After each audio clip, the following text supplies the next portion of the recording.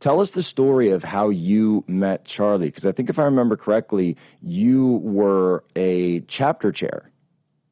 I was indeed. You know, it's been so fun to share this with people over the last few days because so many people, far more than I ever realized, and I think Charlie ever really realized, owe everything in their careers, their families, their faith life to Charlie Kirk. Because as well as Charlie built an empire, and I think what the media is really focusing on this week is the empire that he built in Turning Point USA, Charlie was also really skilled at building people. He had this knack for finding talent in the most unexpected of places and sort of plucking you out of obscurity and giving you an opportunity to join him on the front lines in this mission of the culture war we've been fighting for the last several years. I was one of those people of the many dozens upon dozens upon dozens I've seen in the media this week. As a student, Wait, Isabel, wait. I got to cut you off. That can't be possible because the media tells me that Charlie hated women. Exactly. Naturally, yes. And especially women who publicly use their voice and have a career. But, you know, it's crazy to see their response. But I'm so grateful that, you know, I had such a roundabout way coming into the conservative movement. I never set out to work in politics or media, never planned on having a podcast for a living or working on college campuses. I wanted to be a physician, and my educational background was in the biomedical sciences.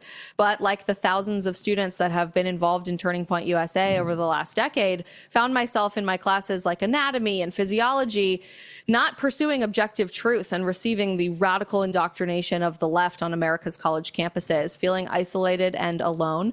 Long story short, got a targeted Facebook ad in 2017 for the Turning Point USA Young Women's Leadership Summit from some guy named Charlie Kirk, who I'd never heard of before.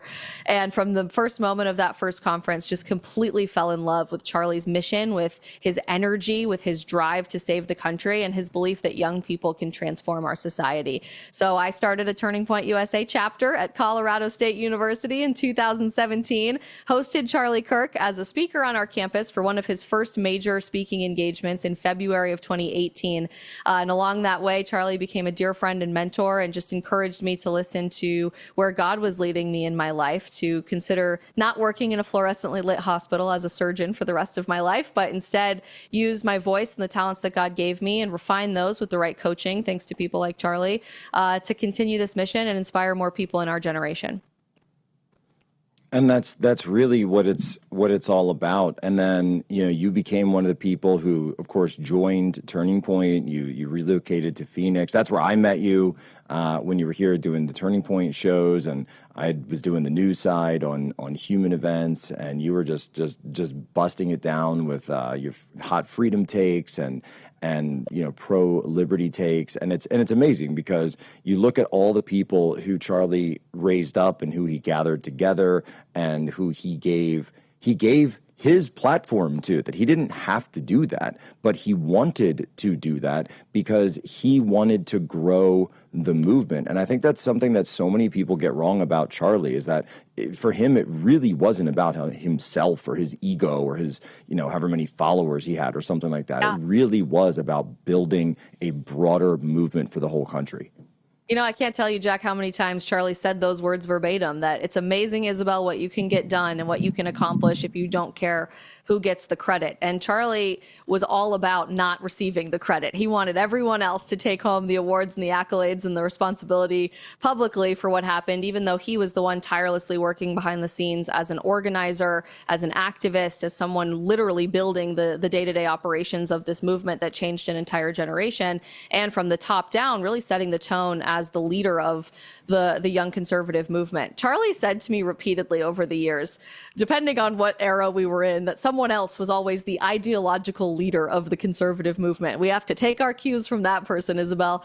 I don't think he realized that at some point along the way, it became Charlie. He was the ideological leader of this movement. And thanks to the Charlie Kirk Show, really set the tone for the moral foundation of the movement as it carries forward with what we're fighting for. It's not just about electing a great president president or saving the country, but this was about a pursuit of saving people's souls and reviving what is good and true and beautiful. And you're absolutely right. He did lend his platform, literally, not just Turning Point USA, but the Charlie Kirk Show, to so many people over the years and helped to give them a voice and a platform of their own. In 2020, he lost his voice for a few weeks there. And I was so fortunate to be asked to co-host the Charlie Kirk Show with him. I was so nervous because I had not really done long form content like that before, but really they just needed someone to sit next to him for when he coughed. They had to mute the microphone and someone had to pick it up before going into commercial break. I learned so much from him. And between that and all night live streaming coverage of elections, we were live streaming together on January 6th, which was the craziest day of my life. I got to see this young man in high pressure, intense situations, but he always had a smile on his face. He was the epitome of a happy warrior, and he had this depth of belief in what we were fighting for, unlike anyone I've ever met. No, that's exactly right. And that's who Charlie was, on camera, off camera. And he had the drive, he had the ambition, he had the vision, and he never wanted to settle for less. He was always asking, how can we do more? And even when he achieved more, he would say, great, now how do we do bigger next year? How do we make the next one bigger? How do we make the next one larger? You know, this tour, we're going to 15 campuses. How do we go to 30? How do we go to 100? That's just how he was built.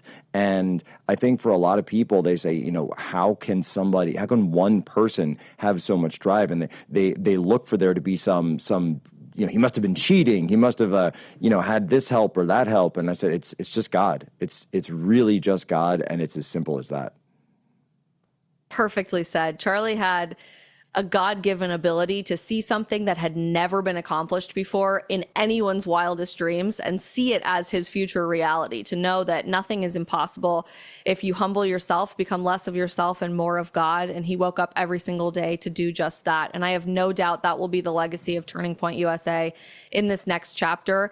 Everyone keeps asking me in the media, even though I don't even work at Turning Point anymore, which is so fun, but they keep asking me, well, does Turning Point have the intellectual and the institutional capacity to handle these 54,000 chapter requests?